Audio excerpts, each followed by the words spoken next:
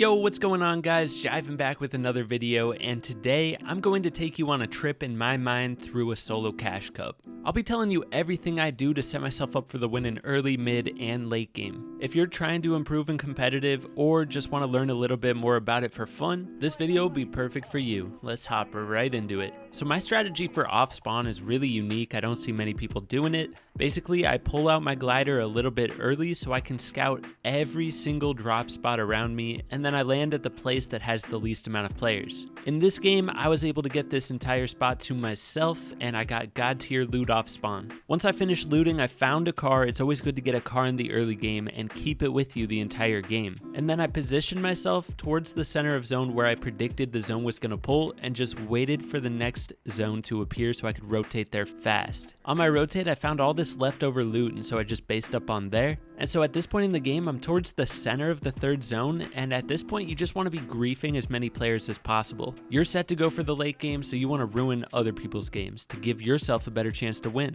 This player got absolutely annihilated, so I started to push up to him, but as soon as I got there, he ended up launching away, which was fine because then I was able to just base up the launch and I had a guarantee rotate to the next zone. But I was already in a great spot in the circle, so chances were I would pull the next zone and maybe the next one too. Sure enough, the next two circles pulled to me. This is what getting to the center of the third zone can do for you. It can put you in a position where you don't have to move for most of the game, and solo cash cups are all about clutching up placement points, so this is perfect. Since I had a great position in zone, I just built up and looked for some kills on people rotating in. I still had some extra metal here, so I just got ahead a little bit for this first moving zone. Doing this gives me a chance to rotate ahead a little bit, see if I can hold height from here, or I could just launch pad to zone. It gives me time to make a plan. I decided I was just going to sit here and spray people on back edge of zone a bit. Having this position on the first moving zone gave me an opportunity to make so many people shambles. That means that these players are much less of a threat to me. So I'm on backside of zone now,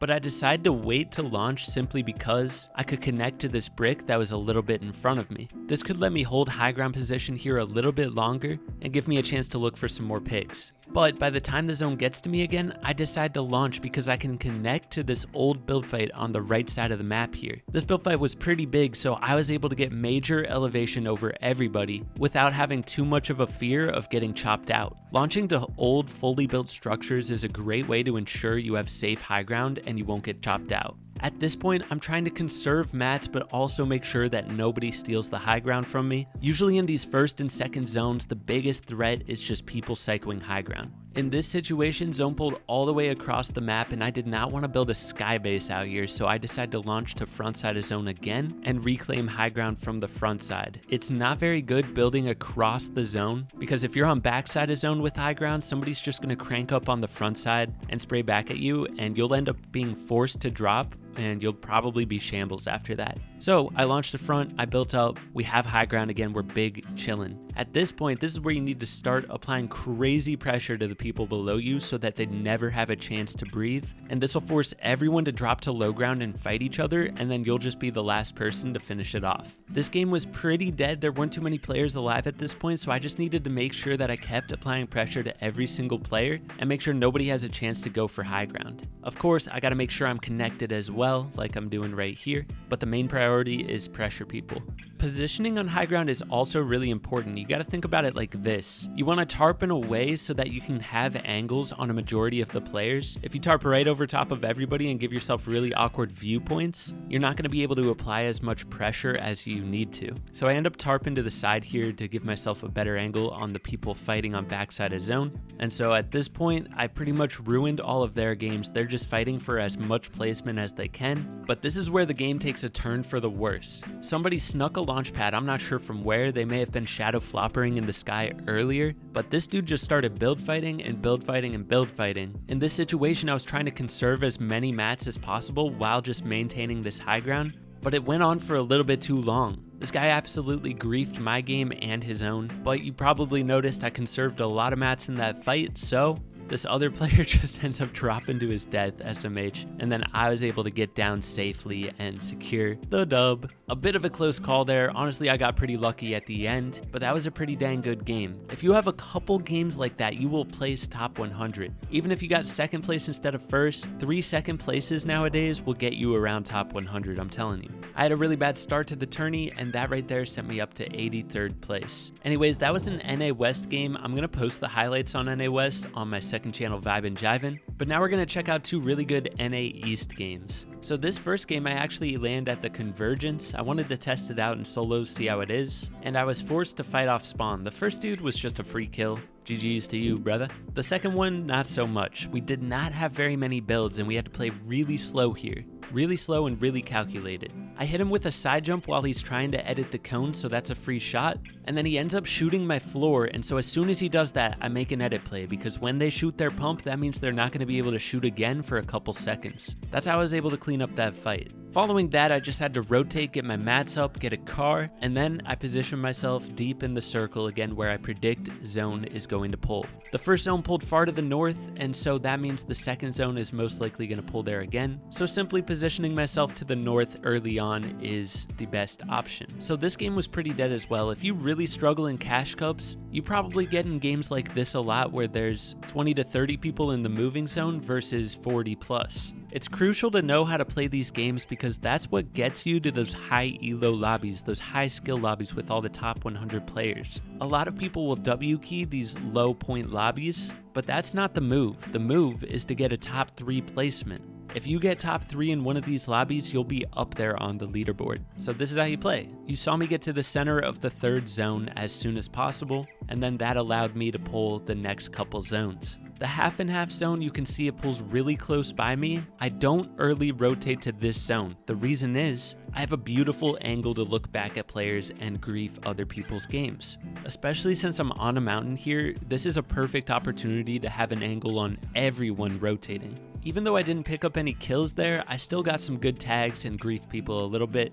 And then all I had to do was walk it into the safe zone and base myself up, because I was literally right next to the circle. I positioned myself on low ground this game simply because I have so many launch pads that I'll get better positioning later in the game. For now, I want to conserve my mats because I went into this endgame without max metal. I check the map at the start of moving zones to see, what the landform looks like. In this situation, it pulls up, but then it pulls back down, so I can land on a low lair here and claim ultimate low ground. Obviously, in this game, I have so many launch pads that once I get to zone, I'm literally just going to chill there. I look for a quick refresh, but I'm just going to chill there and launch again. There's no need to tunnel ahead and waste my mats. So I sit in my cone until it's time to go, and then I just launch to the front side of zone. I did a low launch because it was pulling downhill, so I didn't need to really fly way up in the air and risk getting shot by high ground. At this point, I do look for a quick fight next to me just to get a quick little refresh. If I could get that and then go for high ground, it would be game over.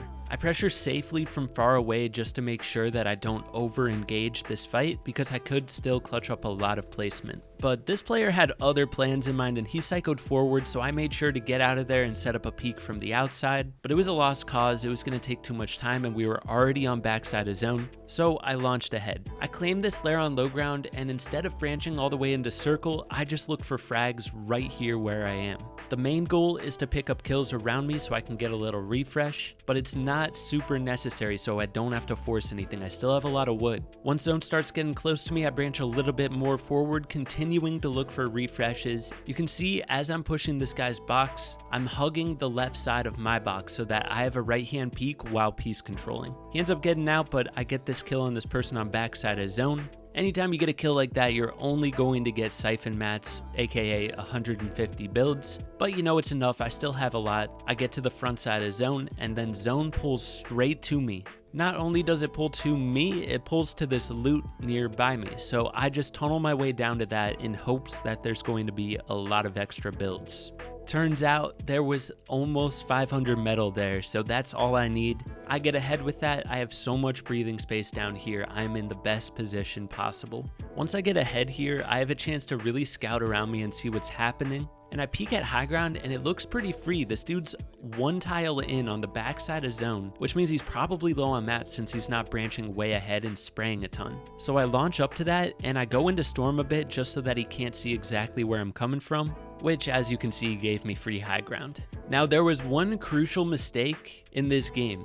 I laid the launch pad in a place where everybody on low ground could hit it. I should have placed it more to the back or in the storm or something, but all these kids start launching to high ground on me, and one gets underneath my ramp and completely griefs my health. And by the time I pick up that kill on the other player, there's only one other person alive on low ground, and so that doesn't give me enough chance to heal up. I only got 2 minis off, so I was at a health disadvantage most likely. On top of that, I didn't even get the mats from the body that I killed. They slipped down the backside, and so I'm in a pickle. Throughout most of this video, I've said things that I did right, but at the end of this game, I did choke a good amount. I should have been applying more pressure to this player because I had 500 AR. Even though he was building in metal, that would have caused enough pressure to give me a chance to win. I also should have farmed this tree next to me so I wasn't forced to drop down to his lair. Doing those things would have probably guaranteed me the win here, but instead, I'm in a sketchy spot and I'm just hoping that the enemy chokes. Anyways, those were some really well played games. I hope this commentary helped you out. Let me know in the comments if you want to see more commentaries like this. I've actually been debating doing a live commentary solo cash cup. If you want to see that, let me know.